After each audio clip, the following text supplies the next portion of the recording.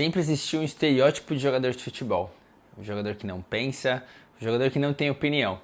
Até as entrevistas são completamente padronizadas. O jogador de futebol bem-sucedido, ele quer ser milionário numa boa, tranquilo, como se ele fosse alheio a toda a sociedade e ao povo. E bom, isso é totalmente entendível nessa sociedade que a gente vive tão individualista. Nem sempre foi assim. No Brasil, existia um senhor que foi símbolo de algo muito diferente no futebol. Sócrates Brasileiro Sampaio de Souza Vieira, o Dr. Sócrates. Ele era formado em medicina, por isso o apelido, e ele foi um dos melhores jogadores da história do Brasil. Ele participou também de uma das melhores seleções que o Brasil já viu, a de 86, com Zico, Careca, Falcão. Fumava, bebia, gostava de festa, ele não era o mais disciplinado dos jogadores. Mas ele pensava, questionava, se posicionava. Sócrates foi um dos jogadores que, dentro de um país vivendo uma ditadura militar, ele criou a democracia corintiana. Dentro do seu clube, o Corinthians, todas as decisões tinham a participação de todos, com votos iguais entre comissão técnica, funcionários, jogadores, diretoria. Decisões como concentração, horário de treino, como iam ser as viagens, até contratações de dispensa, tudo era decidido com votações. É claro que essa democracia também tinha muitos pesos, né? Tinha jogadores mais influentes, outros menos influentes, mas é isso. Sócrates sempre foi muito polêmico, porque ele era muito diferente.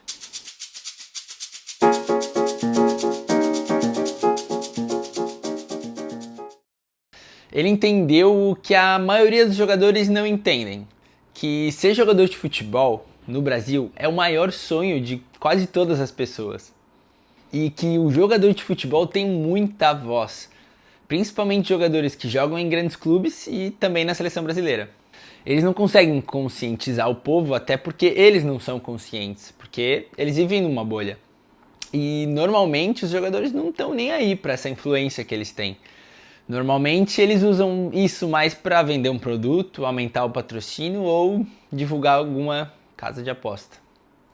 Porque é inadmissível que essas estruturas continuem estimulando essas pessoas a continuarem pequenas, a serem ignorantes, a serem desinformadas, a serem aculturadas e medrosas. Eu acho que nós temos que criar uma nova casta de artistas do futebol, porque, infelizmente, o nosso país depende muito disso. As nossas referências, hoje, quase que exclusivamente são jogadores de futebol. Só que, claro, é fácil daqui de fora julgar e criticar os jogadores por não se posicionarem ou por não se conscientizarem. Mas os jogadores têm medo. Jogador de futebol é uma profissão como qualquer outra. E todos eles têm medo de perder esse lugar que foi tão duro, tão difícil de ser conquistado. Existe uma pressão gigante de patrocinadores, do clube, de diretores, para manter uma neutralidade. O jogador é tratado como realmente uma máquina, um burro de carga. Ele treina, treina, joga, recupera, treina, joga. E também é muito difícil pedir para alguém que se doa tanto a uma profissão para estudar, para se posicionar, para se conscientizar. É fácil dizer quando não somos eles. Tem que performar, ter resultado, competir. E se perde, é ruim, não presta. A crucificação hoje em dia com o jogador é brutal. Então, realmente, para a performance do jogador, é melhor ficar fora de qualquer polêmica fora de campo. Dentro de toda essa pressão que existe sobre a profissão deles, realmente é difícil ter outros papéis dentro da sociedade. Só que Sócrates entendia muito bem essa voz que ele tinha na sociedade com o povo. E ele utilizou várias vezes para tentar conscientizar as pessoas e também fazer o melhor para o coletivo. Até as decisões que ele tomou sobre a sua própria carreira esportiva, como a sua saída para o exterior. Sócrates, obviamente, como era um craque, ele tinha várias propostas de fora. Só que ele não queria sair, ele era feliz no Corinthians e queria ficar. Só que ele participava fortemente do movimento Diretas Já, que era um movimento que era o povo pedindo para eleger os seus próprios representantes.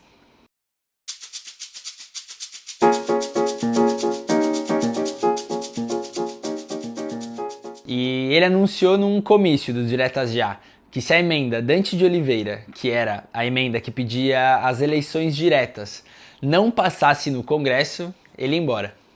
Ela não passou no Congresso e ele se foi. Triste, mas ele foi embora, para o Fiorentina da Itália. Sócrates foi diferente. Ele nos deixou em 2011, mas o seu exemplo, ele fica até hoje. E nos dias atuais, que o jogador é realmente uma máquina, que enfrenta calendários perfeitos para sua performance, com preparador físico, fisioterapeuta, nutricionista, psicólogo e toda essa tecnologia, realmente é difícil conseguir ter um pensamento do coletivo e do que está acontecendo ao seu redor. Eu sei porque eu vivo isso na pele. A nossa rotina e todos os nossos pensamentos estão voltados para estar bem para o treino de amanhã e para o jogo no final de semana. Fica muito difícil olhar ao redor e enxergar o outro.